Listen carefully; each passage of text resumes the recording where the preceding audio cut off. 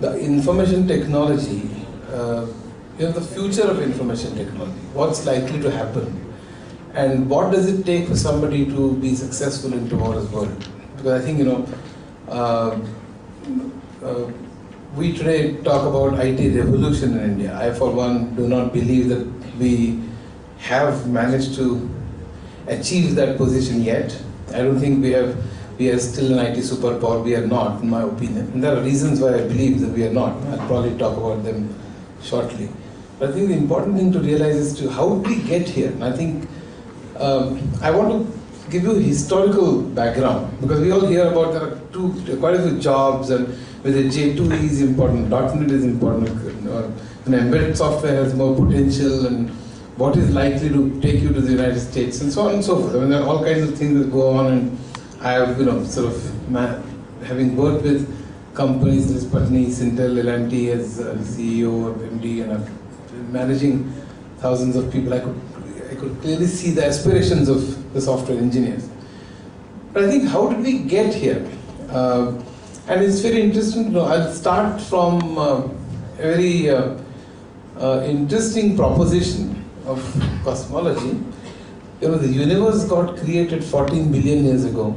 The Earth got created around 4.5 billion years ago, and the first living being came to existence 3.75 billion years ago. And that the human history is around 4.5 million years is what spans the human history, 45 lakhs. And the real human history, I mean, there are several forms of, animal kingdom which were like human beings, but the real history is around 100,000 years, it is a lakh years. And that can be divided in three phases. One is agriculture, second is industry, third is services. Agriculture spanned for thousands of years, tens of thousands of years, and the mankind did not change too much. The way we lived yesterday is the same way that we live today, and the same way we would live tomorrow, and so on and so forth, because there's no technology. After thousands of years of agriculture, then came industrial revolution, and only in a few centuries the kind of progress that we managed to make was far higher than the progress that we made in tens of thousands of years. So I think it's a D2Y by DX2 we're talking about. And then came services. The services started in 1960 onwards. One can argue that the first bank came into existence in 1342 in Italy. So services also came to existence for several centuries. But in a genuine sense, services came of age after 1960s, and one of the reasons is because information technology was used in services in a significant fashion. In fact, information technology was one of the important services, apart from banking, insurance, and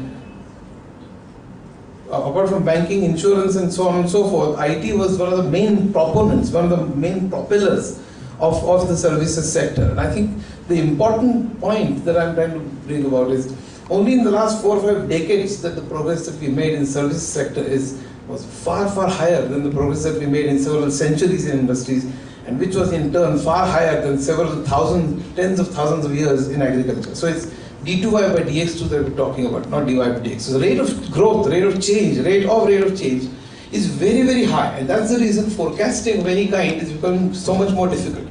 In IIT, we had one full rack full of books about forecasting, what's likely to happen in tomorrow's world. I mean, today, people make predictions, but most of the times predictions go wrong, because most of the times what we actually achieve is far higher than what we had predicted, except in science fiction. I mean, science fiction can really let your imagination run wild, and then imagine whatever you want to, and then, mankind has reached all planets, for instance, that kind of stuff. But apart from science fiction, whatever people had thought would happen, we have actually achieved much more than what we thought would happen. I think that's an extremely important point to bear in mind. Now, in services in 1960 onwards can be divided in 5 different segments. One is 1960s decade, then 70s decade, 80s decade, 90s, and then 2000 onwards. 60s was an era of mainframes. Mainframes were very large. They would occupy a room of this size, for instance. They used to emit heat. They were not reliable. People used to move around with punch cards and so on and so forth. They used to be used only for accounting and some important functions by only large companies such as GE, GM, and Chrysler and Ford and so on and so forth. And people used to have computers because I have a computer because my neighbor has a computer. So it was basically a status symbol. Very few people actually used it. There was no real time, there was no multimedia, there were no colors, things like that. So It was not user friendly, for instance. When we entered the computer room, we had to remove the chappals, by the way, and shoes outside the room. There were only two places that we had to do this. One is outside the temples and outside the computer room. In both the places, you never knew what was happening inside, and in both the places, you never knew how the decisions were made. So there was all confusion, and therefore, people used to remove the chappals before entering into the computer room. And computers used to emit heat. Not very many knew how to use the computer. They were all batch processing. There was no online, no real-time systems then, or very few, so to say. I mean, I remember there was a story, in Philadelphia once. It was very cold, and in one corner they had bought a mainframe and nobody used to use it. Nobody knew how to use it anyway. And then somebody said, it's very cold, so why don't you just start the computer? Because they knew computers used to emit heat. That's the only use that they could think of putting the computer to. And so it was very awkward. Because my neighbor has a computer, so I have a computer. Then came 1970s, it was the mini computers era. The computer size fell, the power increased. You could see the computers on various departments of a company. Rather than a centralized machine, the computing became distributed, but still it was not widespread to the extent that it is today. And then came 1980s, which was a revolutionary decade in my opinion, which is when personal computers came into existence. There were colors, there were multimedia, and so on and so forth. The prices fell. They could be seen in almost all the desktops of offices, even homes, and so on. And the important thing is, that's the decade that the way we used to work changed. And that is the key to the IT revolution, not just in India, but all over the world. And India actually benefited from it. I'll just tell you why. Because up to 1980, information technology was following businesses. It was trailing behind businesses. It was mimicking businesses, imitating businesses. I remember when I was in IBM, we used to go to the customer and say, allow us to study how you do your accounting. And I'll produce the same balance sheet on my computer. And then you must pat my back that I have produced the same results. Maybe 15 days late, but maybe the same results that you use manually, you produce manually, I have produced the same results on computer 15 days later, but I have produced accurately, so pat my back. So the entire purpose of computing was to imitate what the human beings did manually.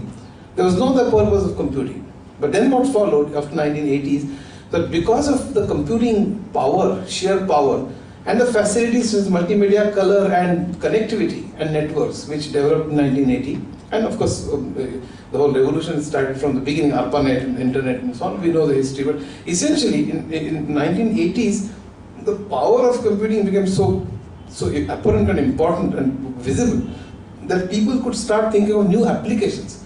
And not just that, they could start thinking about new ways of doing the businesses. And therefore, a term which is called business process re-engineering came into existence, which said discard the way you were doing business all this while, throw away, eliminate.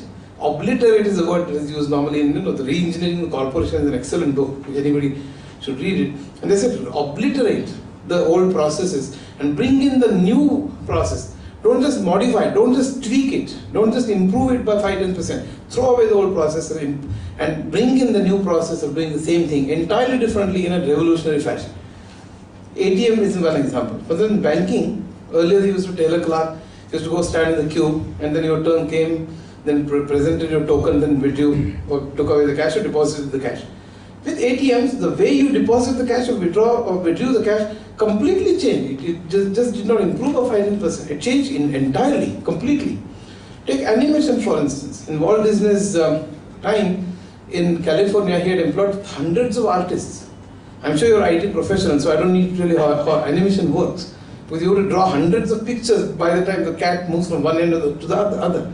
And show that at 30 per second or whatever, at least minimum 10 per second, because that's the 1/10 of a second is the time that any picture is retained on your retina. So before the first one fades away, the second one falls, and before the second one fades away, the third one falls, then it cheats your eye and makes you believe that the big whole thing continues.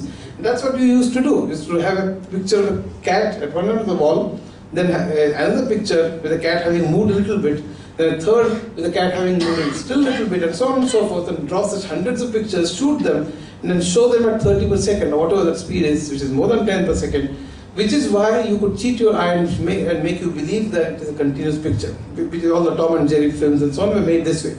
Then came software in betweening, and there are several other models, several versions available. which said, give me a position of the cat at one end of the wall and a position of the cat at the other end of the wall, and I will draw the pictures in between using graphics and mathematics and so on, which I'm sure you know, 2D, 3D, etc.